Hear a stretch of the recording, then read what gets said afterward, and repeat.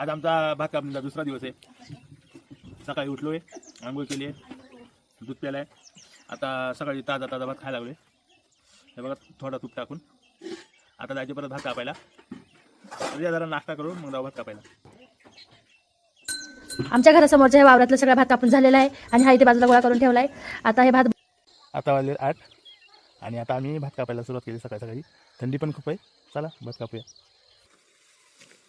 एवढं कापून झाले आणि आता हे इकडे आपल्याला कापायचे. तर त्याला पाणी प्यायसाठी घरी आलतो.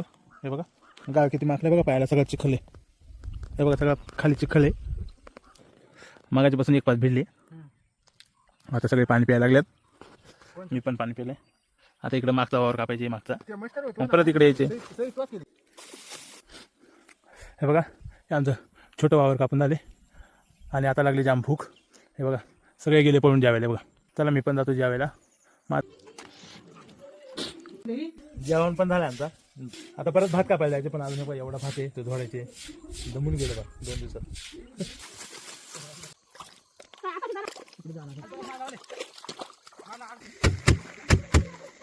तर आता आम्ही भात जोडतोय.